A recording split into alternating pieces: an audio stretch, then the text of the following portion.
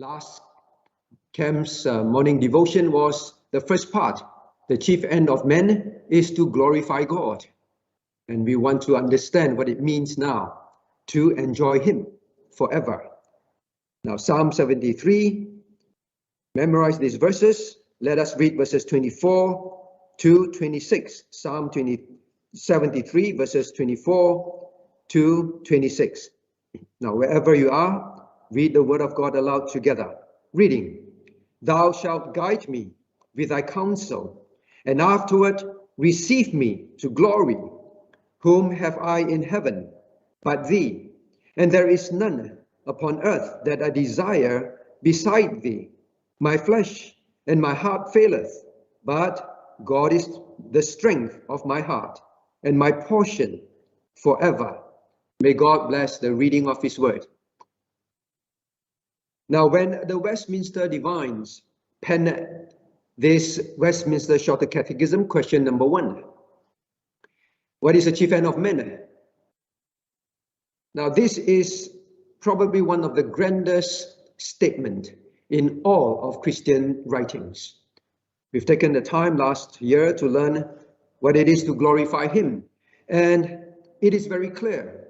It is very clear from scriptures that to glorify God is man's chief end. We have, well, if you remember, if I ask you, how do we know that it is so? How do we know that it is so? Now turn to 1 Corinthians chapter 10, verse 31. You can't run away from this, right? Whether therefore ye eat or drink or whatsoever ye do, do all to the glory of God. So the most basic things in life that we do is doing for the glory of God. So everything in life's chief end, our ultimate aim and goal and key purpose is to glorify God. So when they say, what is the chief end of man? Now, where does this to enjoy Him forever come from? Shouldn't it be just to glorify God and that is our chief end? Now, why does he add this absolute purpose of man is to enjoy Him? How do we know that that is so? From scriptures. Now, one of the key understanding is from, now turn to Psalm 27, all right? So put a bookmark on Psalm 73. It will be our main meditation. Psalm 27. Psalm 27. Now, let us read verse 4 together. Psalm 27, verse 4. One thing have I desired of the Lord, that will I seek after, that I may dwell in the house of the Lord all the days of my life, to behold the beauty of the Lord and to inquire in His temple. So in scriptures, there is another statement from the man who wrote this psalm. There is one thing. Are there many things we desire of God? There can be many, many. But there is one chief thing that God says man should desire. One chief thing, one thing have I desired of the Lord. This is, Lord, the one thing that I desire of you. Desiring from Him, desiring about Him, and what is it? That I may dwell in the house of the Lord. So is it so that I will always be able to go to church? Always able to go to the temple? No, what is the purpose? Why does He say, now all the days of my life, my entire life, there's one thing that I will keep seeking. Not just some parts of my life, but all the days, this chief thing is to behold the beauty of the Lord. What is that about? When we studied, what is it? To glorify God. One of the things is to know His glory, to perceive His glory, to understand and see more of who He is, the details, the beauty of the Lord. So here the psalmist says there is one thing in my life that must be my chief end, and all the days of my life is to know and see your glory. And of course then that he may then tell others of His glory. to behold his beauty, and to inquire in his temple. What does that mean? To know more and more of God. It is in the temple that they will learn. They will hear from the scriptures who God is, what he has done, his command, his ways with men. So he says, the only way I can know your glory is to know you. And that is my chief end. But notice he says this, one thing that I desired, that is about his inward delight, is something that he wants very much, that he finds joy and pleasure in. You desire something because it's pleasurable to you. It is wonderful to you. You delight in it. So he says, that's the chief delight and desire of my life, Lord. And not only that, it is such a delight. He will seek after it. He will pursue it. So how do we come to this understanding? Is it just made up by the Westminster's writers? Chief end of man is to glorify God. Well, biblical. But to enjoy him forever is in scriptures.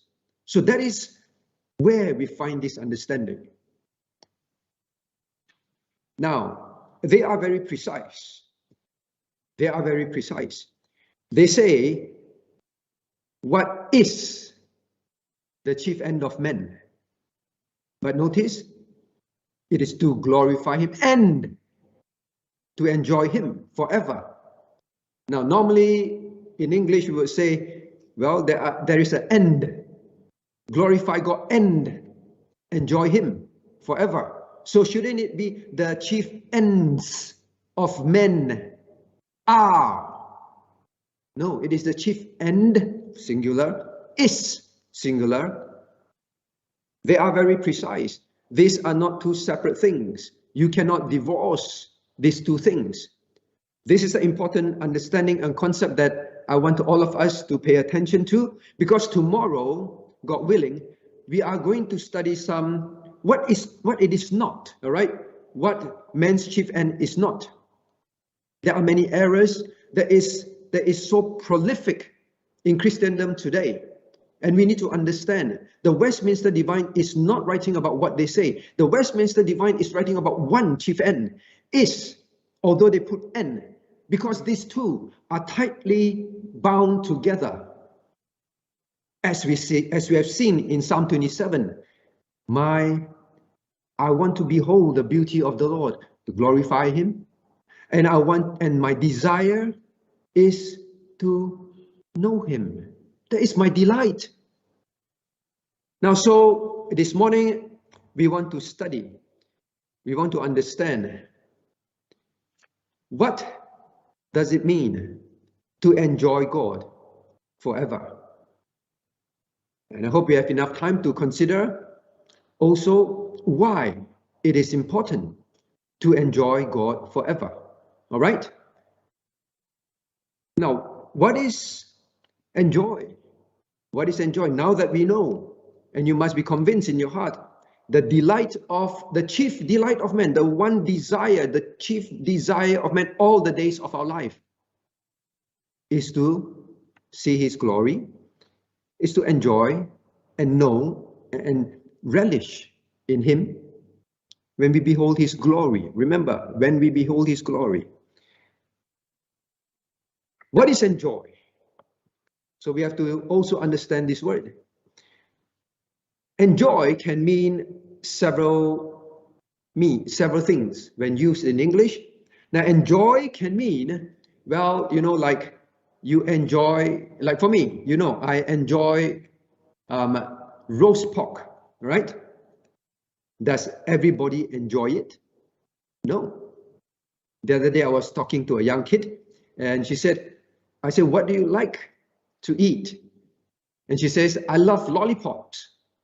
I said, okay, then what kind of lollipops? And she said, I love the sour kind of lollipops.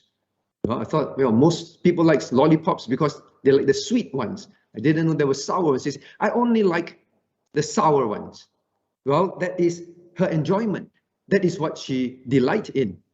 specifically. So sometimes when we say enjoy, it is specific to us, all right? It is unique to us. Well, maybe to others as well, but not everybody enjoys it. So the point is, this first kind of enjoyment is about I like it. It delights me. It pleases me. So it is about me. All right. Now, the other way that we would normally use, enjoy, is also.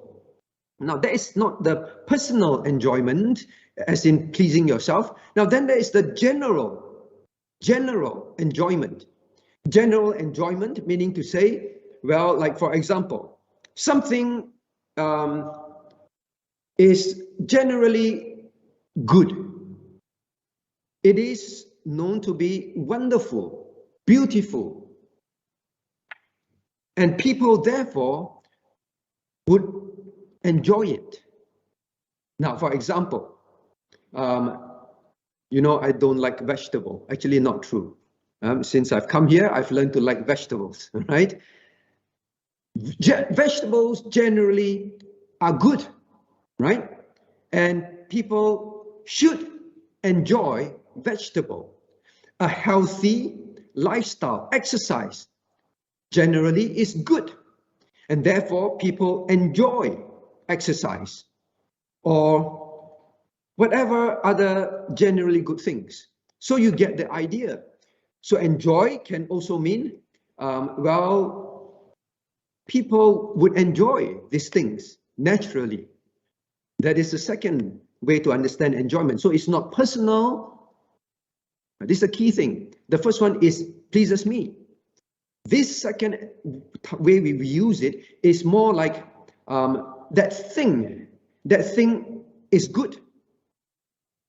And therefore, I find pleasure in it. So it's not so much your personal pleasing of yourself, that is why you enjoy, but it's something that is so wonderful. It amazes you. You admire it. You find it so pleasing. You find it so amazing. All right? That is the second way people would use the word enjoy. Now, but in scriptures, and when the Westminster Divines write about the chief end of man is to enjoy him forever. Now, what would they be referring to? What do you think it is? Well, from Psalm 27, verse 4. I think it is good. All right, you memorize another set as well. So Psalm 73, 24 to 26, as well as memorize Psalm 27, verse 4 over this camp and in our lives. From the context of Psalm 27, verse 4, you will see it is the beauty of the Lord, that draws him to the temple, that makes him want to know more of it. And that's why he says, one thing have I desired of the Lord, and that will I seek after, to behold the beauty of the Lord, and to know him more and more through the temple. So when we say delight, what do you think it is? Is it just purely the second kind? Now you would also know that God says, delight yourself in me. When we put this all together, the chief end of man is to glorify God and to enjoy him forever, would then be the chief end of man to glorify God. And now I see his beauty and his glory, and it is something that I admire and delight in so much that it draws me to him. It draws me to want more of him. It is a combination of the both kinds of enjoyment that makes it complete. So if we want to put it together, what does it mean? What does it mean to glorify God and to enjoy him forever? Now in a crux, it would mean the Christian main aim in life and main purpose in life is to glorify God, and his greatest delight in life is to glorify him. That is what the Westminster Divine intends for this meaning from scriptures.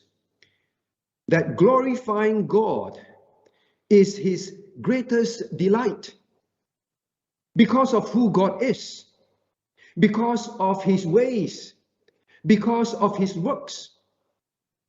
I cannot but pursue after exalting and magnifying him. That is the meaning of this great injunction, the chief end of men. So there is only one chief end. The chief end is bound together. God, I want to magnify you. I want to glorify you because you are truly the one to be magnified and glorified and none else. That is why it is one. The Christian's great delight must be that. The glory of God is what consumes him. The glory of God is what gives him the desire in life. So I hope that this becomes clear, because it's important for us as we study all this. Now, to turn back to Psalm 73. The Westminster Divines base this second part, and to enjoy him forever, on Psalm 73 verses 24 to 26. So this will be our meditation. Now let's see a bit more over here. Psalm 73. Now verse 24. Thou shalt guide me with thy counsel, and afterward receive me to glory. Now he's talking about what is happening now and afterwards in eternity. That is why they say to enjoy God forever. Not only, where do we get the other forever from? Verse 26. And my portion forever. All right. So what is this about? Thou shalt guide me with thy counsel. Going to the temple or knowing his word, he will begin to, or God's word, and God will counsel him. In other words, will guide his thinking, will lead him in his ways. You will guide me with your counsel. You will let me know in my mind who you are. You will let me see more of what your works are. In your counsel, in your word, to me, I will understand more of your ways, your commandments, how you work, what you want me to do. So when he says, thou shalt guide me with thy counsel, what is he saying? Lord, I need to see, and I want to see, and I will see more of who you are, more of your works, more of your ways. That is the beauty of you. That is the glory of your works, your ways, and who you are. Those are the things, Lord, I want to see. So when you say, I want to enjoy God, I want to enjoy God forever, that is what you're seeking after. That is, like we say, the second kind, right? This thing I know is wonderful. God, who you are, what you have done, and what you continue to do, and your ways, they are so beautiful. They are so glorious. They are so amazing. They are so infinite, beyond anything that we know. God, all the days of my life on earth, use your word to guide me, to show me more of this. And I seek after it. I delight in it. To enjoy God forever is to enjoy him in these areas. Remember that. Now, the next thing. So I'm just giving you an overview, all right? We'll go into details as we go along.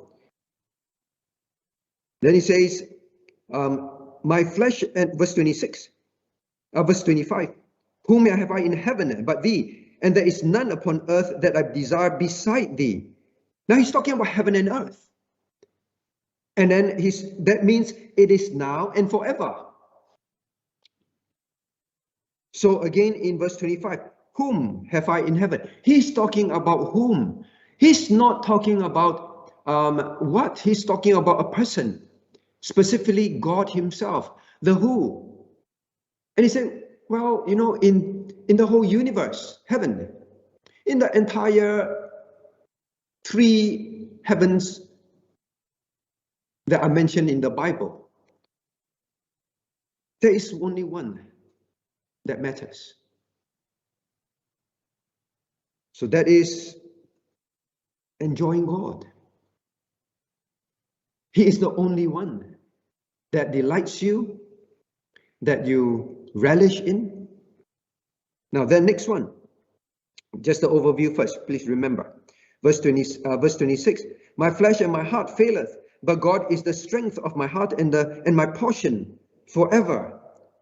You see, while on earth, our flesh does not delight us. We may think, yes, the things of the lust of the flesh, well, that is what delights us. You see, when we understand, then we say, no. The lust of our flesh, the things of our flesh, it fails me. The delights of my heart, they will fail me. Man's delight in the finite things will fail him. It will end up in emptiness. Then he says, next, my portion forever. We'll study in more details all this. My portion forever means that is my inheritance, what I want to have forever and ever. All right? So, what does it mean to enjoy God? It's encapsulated in these few verses. That because you see who God is, because you see his works and his ways, his works with men, his works with his creation, and then you know who he is, his ways, and his ways, how he works, how he functions, how he thinks. Then you say, this is all I want. This is all I want. And because this is all I want, you, God, and that is what I enjoy, you, God, because you are the perfect, wonderful, glorious one, I will pursue you all my life. I will pursue magnifying, glorifying, talking about you, letting people know about you, because it just overwhelms me, right? Like I often use this example. When something or someone is so wonderful, you find that this thing keeps coming to your mind because of what it is, because how it works, because who this person is, how this person functions. And then you those things, you just can't stop thinking about, you can't stop talking about, and it becomes your treasure. Isn't it true? So when the Westminster Divines penned this, they described in a very powerful phrase to us, and they opened the confessions, the shorter catechisms,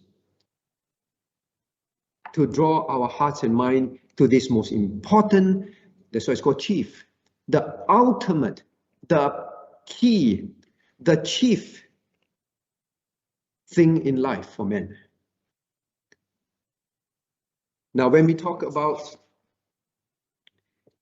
enjoy, all right, when we talk about enjoy,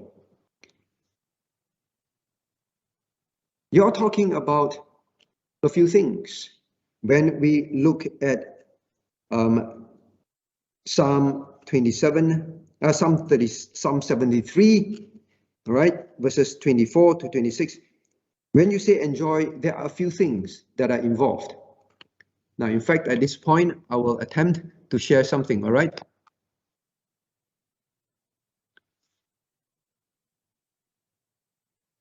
Or maybe we'll go through. Right, it's not working at this point of time. Maybe we'll go through this first. So we see, look at verse 24. Thou shalt guide me. So when you say, I want to enjoy God, the first thing is there must be perception. Perception. All right, the first P, there will be 3 Ps. The perception. How do I perceive God? First, he says, now, thou shalt guide me with thy counsel. I need to know. I need to know more. So this is the perception, the intellectual knowledge, the understanding.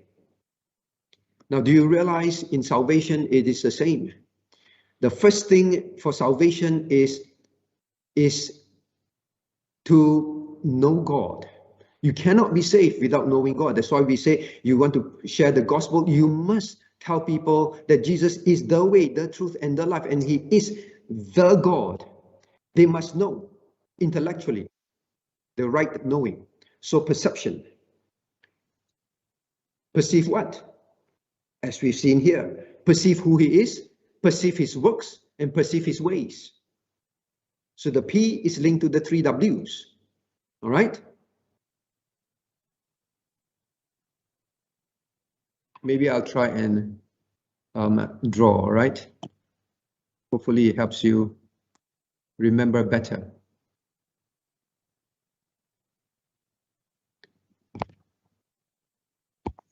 I'm trying to share.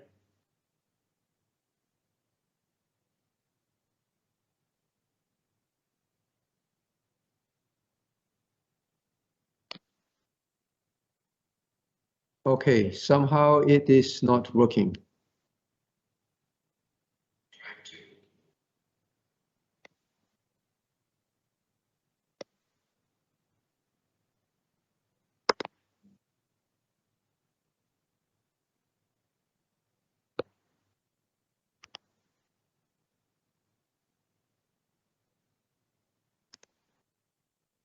We tried this yesterday, it works, but the moment we go live, it doesn't work.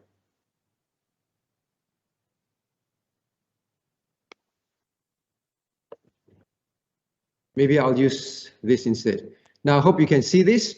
Can you all see the whiteboard coming up?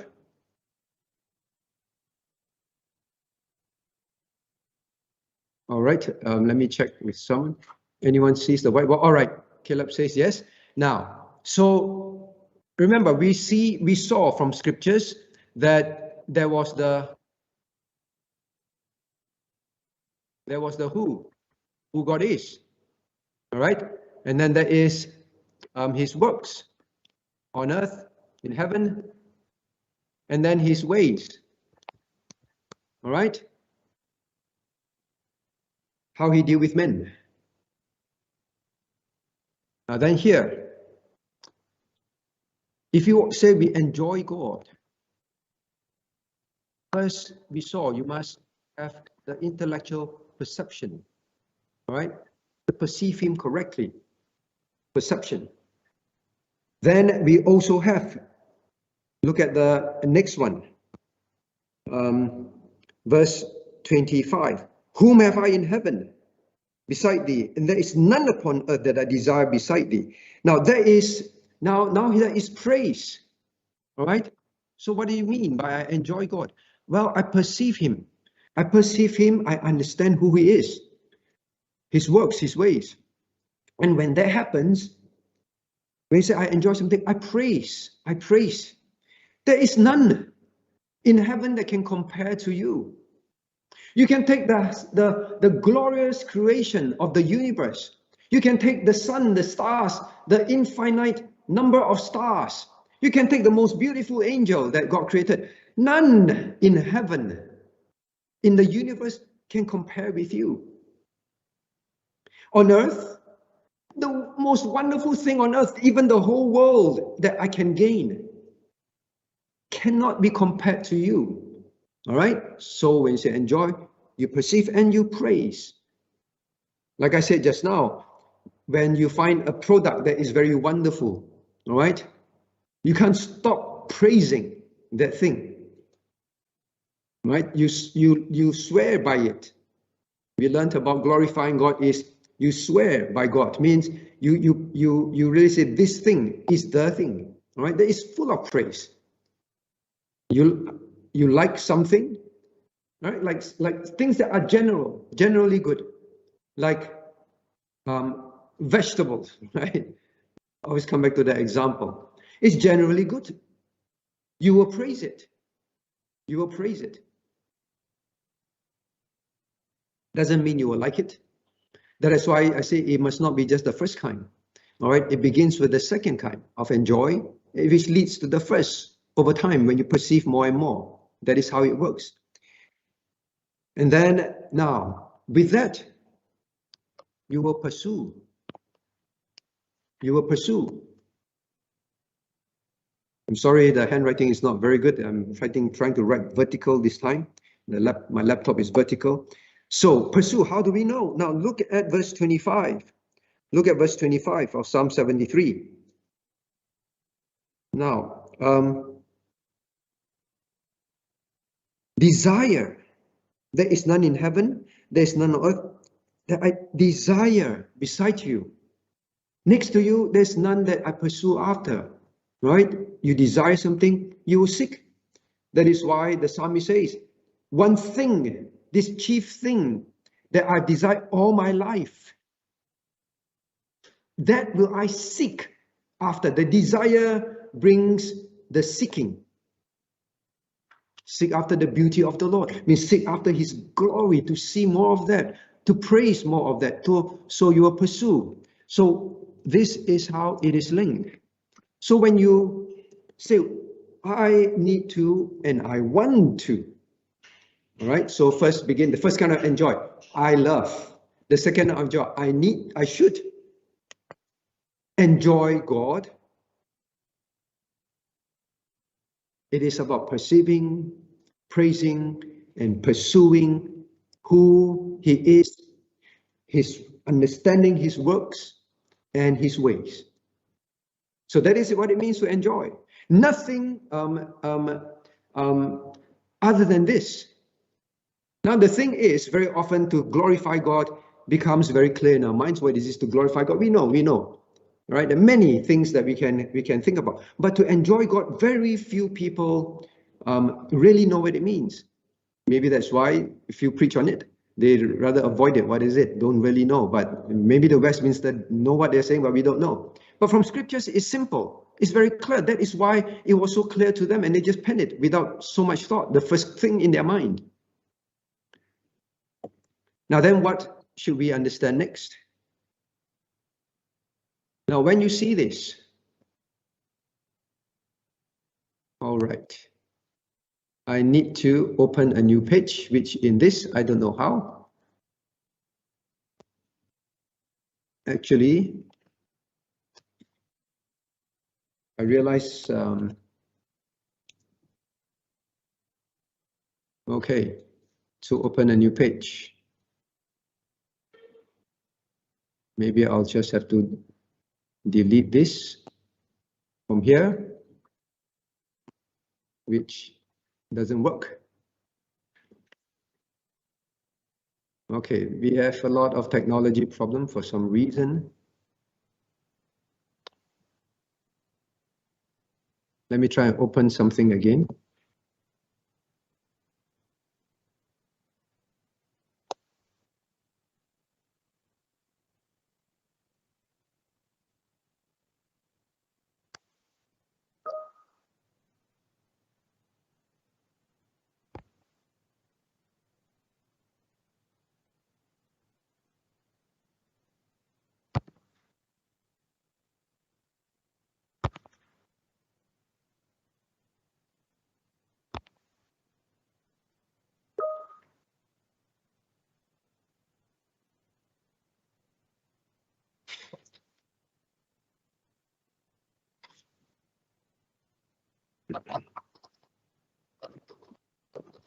We tested it very clearly yesterday and it was functioning. Now, then how do we put all this together?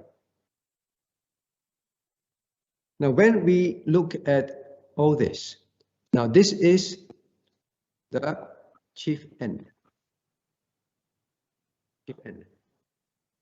which then it is to glorify God and to enjoy Him. Right? Enjoy Him. And which is to delight in Him. All right? To delight in Him. So man's chief end is to glorify God, and I delight in glorifying Him. Now, why is it critical that we understand this? Now, glorify God speaks of man's duty. Speaks of man's duty, right? Enjoy Him speaks of man's delight, right? I'm trying to help you to remember by the D's. Glorifying God is man's duty. Now, duty, that means it is my responsibility. All right? My responsibility. And delight speaks of my relationship with Him. Now, I'm using pictures to try and help you understand the overall concept in your heart. The Word of God as a concept in your heart first before we dive into the details, all right? Otherwise, we just get lost in the details. When a Christian say the chief end of man is to glorify God and to enjoy Him forever, he's talking about a responsibility that is in his relationship, which he delights in as he performs his duty. I say that again. This picture of man, our ultimate, chief means our ultimate and consistent goal in our life, and what we live for and what drives us is this: I have a duty to glorify Him. That's my responsibility, and in my relationship with Him, I delight in fulfilling this responsibility. So it is about a relationship. Enjoying God is a relationship-based thing. Your fellowship with Him. It is not something that is remote. You can say glorify God and it can be something cold and remote. But when you bring it down to a relationship, like the psalmist, one thing have I desired of the Lord, that will I seek after. Or it's something that he wants to know Him and delight in Him. All right? So when you put all this together, this is the picture. Then now we want to go into the details, all right? The details. Now, first and foremost, you must know that this delighting, this enjoyment of God is about a relationship which you relish in who He is, what His works and His ways. Now, then next is to ask, why is it the psalmist say, verse 24, thou shalt guide me with thy counsel, and afterward receive me to glory. You cannot enjoy God if you don't see who He is and His ways and His works. How do we know that? Now, please try and read Psalm 73 on your own, the whole chapter. Now, this chapter, in fact, I would say let's read it, all right? Let's read it, otherwise it's very difficult for us to understand this psalmist's heart of enjoying God. Now, verses 1 to 28, let's read together. Now, remember, I'll just give you overall context. This is the psalmist, all right? This is a psalmist who is very sad, upset. There is no joy in his heart, all right? Let alone enjoyment, let alone pleasure, all right? None of that was in his life. What was he upset about? What was he angry about? And then he come to realization, and then now he says, oh, he penned these words. All right, so remember that. That's the context. Let's read together, verses 1 to 28. Reading. Truly, God is good to Israel, even to such as are of a clean heart. But as for me, my feet were almost gone. My steps had well nigh slipped, for I was envious at the foolish when I saw the prosperity of the wicked. For there are no bands in their death, but their strength is firm. They are not in trouble as other men, neither are they plagued like other men. Therefore, pride compasseth them as a chain, violence covereth them as a garment. Their eyes stand out with fatness. They have more than their heart could wish. They are corrupt and speak wickedly concerning oppression and speak loftily. They set their mouth against the heavens, and their tongue walk through the earth. Therefore, his people return hither. The waters of a full cup are wrung up to them. And they say, how doth God know this? And is there knowledge in the Most High? Behold, these are the ungodly who prosper in the world. They increase in riches. Verily, I've cleansed my heart in vain and washed my hands in innocency. For all the days have been plagued, all the days have I been plagued and chastened every morning. If I say, I will speak thus, behold, I should offend against the generation of thy children. When I thought to know this, it was too painful for me, until I went to the sanctuary of God. Then understood I their end.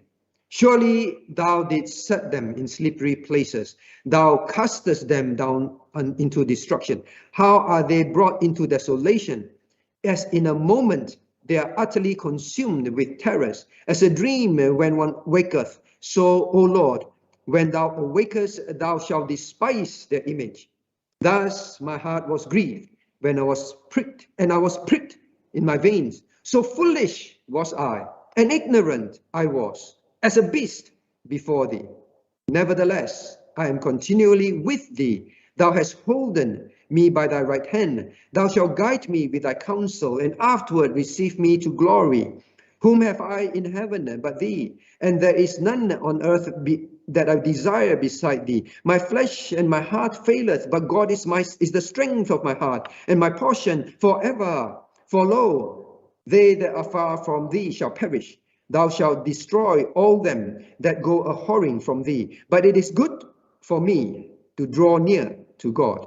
I have put my trust in the Lord God, and that I may declare all thy works. You see the picture? He talked about, in verse 4, that the wicked men on earth, in verse 3, they are rich. In fact, they keep increasing in their prosperity. There seems to be no plague that affects them. They are very corrupt. They have more than a heart could wish. And here I am, suffering. They have abundance. They are billionaires. And then they do wicked things. And they get away with it. And they even say, well, God, why are you talking about? There's no God. God doesn't know. Is there a God? And to the point where he says in verse 13, I cleanse my heart in vain, I wash my hands in innocency. What is the point, Lord, that I try to be so honest, live in integrity, obey you? It is vain. I wash my hands in innocency. What for? I was so stupid. And then he says, when I know all this, it was too painful for me. You see, he saw who man was. Remember the 3W? He saw who. He was looking at who men were. And then he saw their works, what they did. And then he saw their ways. Right? They were oppressed. They were the people that oppressed. They were violent. He saw their works. And then their ways. This is how they think, how they function. What they obey, what they do. This is how they live. He saw who they were, their works, and their ways. And he was frustrated. But he says in verse 17, until I went to the sanctuary of the Lord, just like the psalmist say, one thing have I desired of the Lord, to behold his beauty and inquire in his temple. Only when he turned to listen, to hear the word of God. then he began to understand. He began to see who God is. Isn't it true? Look at verse 17. Then I understand the end of men, but verse 18. Surely thou didst set them in slippery places, thou castest them down. He saw who God is. No, God is not blind, God is not deaf. God is omnipotent and he's omniscient and he's omnipotent. He can control them. He saw who God is. And then he saw his ways, that he will judge. He will judge. And in a moment, he will consume them. He's omnipotent. And he will despise their image. That is the ways of God. God is not like men. So it is when he saw all this, then in verse 22 he says, in verse 21 he says, oh, my heart was grieved. But now he was grieved with a different thing. Earlier on he was grieved when he saw people. There was no joy. Now he was grieved that he did not find joy in God. And he was pricked in his heart. He was convicted in his soul. And he said, I was like a beast before you. I did not know what joy is. I was like an animal. What true joy is. And then now that is how he penned, verse 24 to 26. Then, Lord, verse 24, Lord, show me more of you. Show me more of your work. Show me more of your ways. Guide me. For how long? Until you receive me into glory. Until you bring me to heaven. Guide me.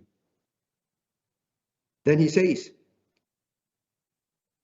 whom have I in heaven? Now, I don't desire to be like these people anymore. All their riches, all their joys, so to speak, all the things that they are able to do.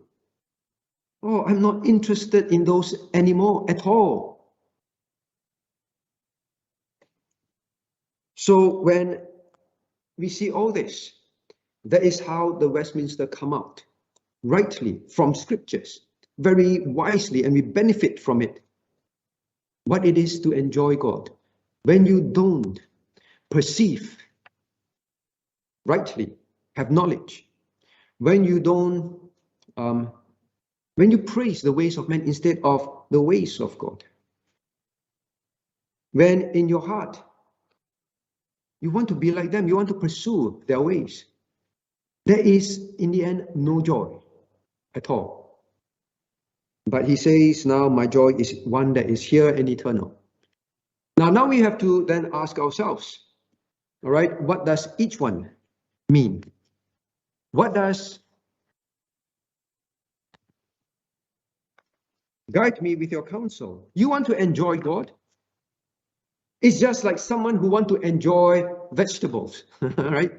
Or enjoy something that you know is good. Maybe exercise, right? Something that is good. You want to enjoy it? First and foremost, you must understand it, know it, see its usefulness. I never enjoyed vegetable for most of my life. Then I began to say, no, it is something good. I need to enjoy it. I began to read more about it, understand more of its function and its usefulness, and so its ways, what it is. Now, but is it at the end for my own health? No, because I began to realize if I do not have good health, because of my lack of enjoyment of these things, because I don't like it, I don't like it, I don't touch it, then it will affect my health, then it will affect my ability to glorify God, to serve Him with energy and strength. When you have health problems, you can't do that. So there is a desire for that. I delight to enjoy God. So now I delight in these things. So you must know, you must perceive. You must perceive. So that is what it means, the first part. Then what about the second? All right, look at verse 25. So when we memorize, whom have I in heaven but thee? What are you saying? What am I enjoying? Whom have I in heaven but thee? Now, it literally means that there is, like I said in the beginning, nothing in the universe beyond the earth, the angels, the beautiful stars, planets, solar system, any creation that I see when I look up into heaven, the beautiful sunsets, all this cannot be compared with you in my heart. When you say, Lord, you know, sometimes people say, I'm very stressed. I feel very down. I need to go for a holiday. I need to go and see more of God's creation, the beauty. I need to go for, I need to go to the beach and watch a beautiful sunset. That will make my heart feel joy.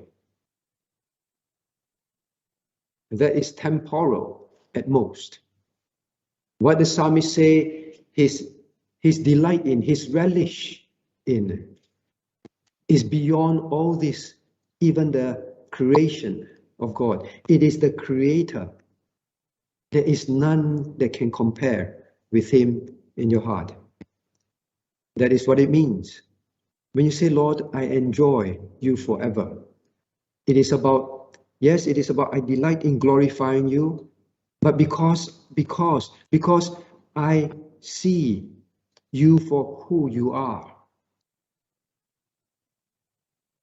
It means that no one can satisfy my needs, my thirst, except you. Nothing in the universe, no one in the universe can meet this emptiness in my heart. That is why the psalmist said, I was so foolish. I was so grieved. I was pricked in my reins. These things that they are able to do, what are they? What is it that delights you, my friend? Now, when we think of this word, enjoy, I try to look up some words that describe enjoy. Now, it means to appreciate. To appreciate, you perceive, and there is nothing in this universe that you appreciate more than God. You admire. I've said that before. That is why you will glorify Him. You adore. You adore means it is something that thrills your heart. It grips your heart. It brings you joy and pleasure. Not because there is a personal inclination, but no, this thing is so wonderful to be, that's so admirable, that it just something that you look at it and say, wow, so beautiful. You know, like someone look at a painting, a very beautiful work of art, and then when they look at it, wow, so wonderful. Because of that painting, not so much of anything that they internally lust after, desire. No, it's just that thing itself. It thrills them. Nothing in this universe thrills me. So when I say, God, I enjoy you forever, that is what it means. Now, other words used to describe enjoy is you find delight and joy in. Delight and joy in. All right? So, His attributes, His character, His being. Oh, nothing thrills me more than that. Why do I sing about Jesus? Go read the hymn. Actually, I would say the morning theme hymn is Jesus is the joy of living. Now we see more. Next one. Now, what does it mean? All right, we're running out of time. Now, what does it mean? The second one. So that's the first one. Whom have I in heaven but thee? Now, let's stay at the first one first. Sorry. Now, it means the psalmist said, after all my sadness, all my frustration, all my anger, all my complaining, right? We read, he was complaining. Now, at the end of it, when he perceived who God is and his ways and his works, then he say, well, then nothing can move my heart ever again. Nothing. And therefore, my heart's affection, my heart's delight, my heart's desire, my heart's love now is towards him. That is what it is. Now, not only that. Next part. And when we memorize, and there is none on earth, none upon the earth that I desire beside thee.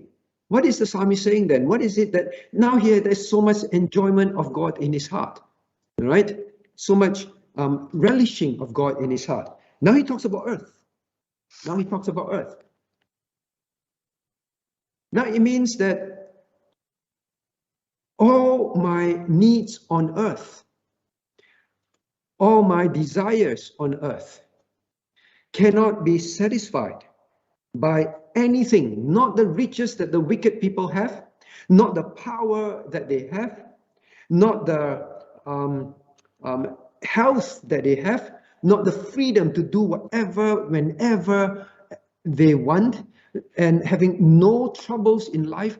None of these things, they do not meet what my heart needs at all.